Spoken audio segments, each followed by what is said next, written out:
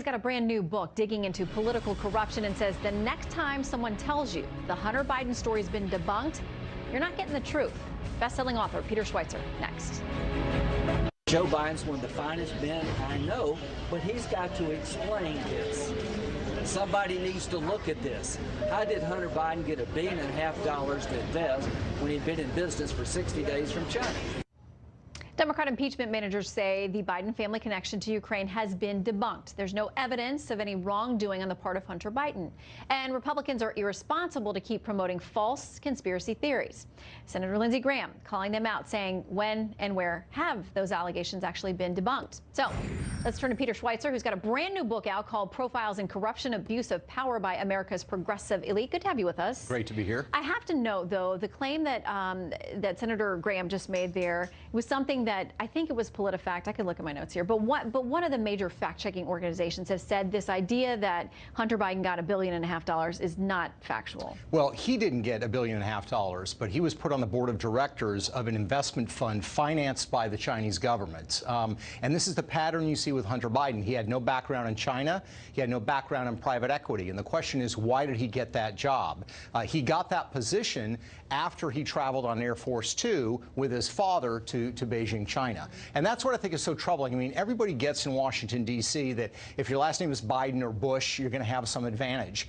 But it's the timing of these matters. I mean, you look at the Ukraine situation. You know, in February of 2014, the Russians move into Crimea. In March, Barack Obama says Joe Biden's our point person on all policy towards Ukraine. Within 2 to 3 weeks, Hunter Biden is hired by the Ukrainians. Those have to be connected. So when we are told that this has been debunked, because we hear that all the time, if you bring it up, people will say there's nothing factual about that. And you're besmirching somebody who, yes, maybe traded on their last name, but like you said, it's common in Washington. There was nothing nefarious or criminal there. Well, I don't know if there's anything criminal. I mean, there's a lot of things in Washington, D.C., as we both know, that are corrupt, but not necessarily criminal. I think the question is, what was Hunter Biden being paid for? They were not just throwing money at him. They wanted something in return. He got $3 million, basically $1 million a year from Ukrainians. They were getting paid something. The question is what?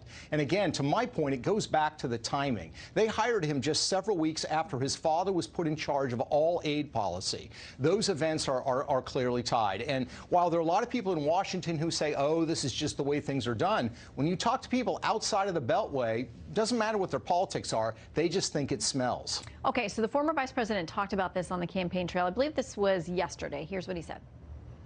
Nobody in his administration, let alone anybody else, has questioned that I did my job. He said it was a mistake for him to have done it because he didn't count on thugs like Giuliani and others using it as a means by which to try to hurt his father.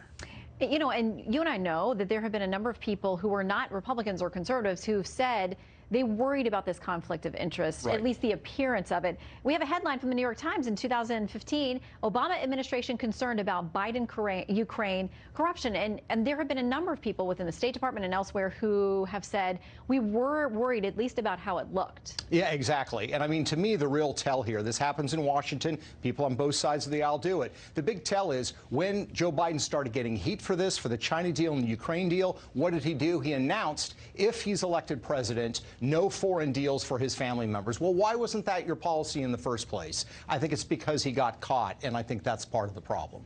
So Elizabeth Warren, Senator Elizabeth Warren said off camera to Fox yesterday, she says relevant witnesses here in this now trial in the Senate are people who know what Donald Trump did and what his intent was and what its impact was on our national security and the security of Ukraine. Hunter Biden doesn't have any knowledge about that or any bearing on that. So this conversation about whether he should be a witness or not, where do you think that goes? Well, I think that's the root question here, right? The question is, was it legitimate for the President of the United States to inquire about a deal involving Ukraine? Was it completely made up or political, or was there something real there? That's the heart of the matter. So I think Hunter Biden is central to it, because if there's corruption going on, and I believe there was, we have the financial records, we know he got the money, we know he wasn't qualified, we know the pattern of behavior involving his dad and the Ukrainians, that speaks to the root question here. And I think what's often overlooked is corruption's a huge problem in Ukraine.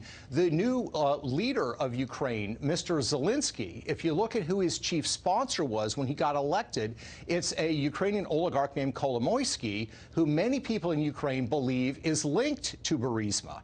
So the point here is that this needs to be looked at and investigated. You can't just brush it off and say there's nothing here. This, to me, is the central question of the phone call and of this impeachment. Well, within a week or so, we should know whether they decide to have witnesses and if Hunter Biden's name is on the wish list. All right. Anyway, Peter Schweizer, the book is out now, and I'm sure it's getting a lot of eyeballs. It seems to be doing very well online. So thanks for dropping in. Thanks, Shannon. Good to see you. All right. Entire cities locked down as a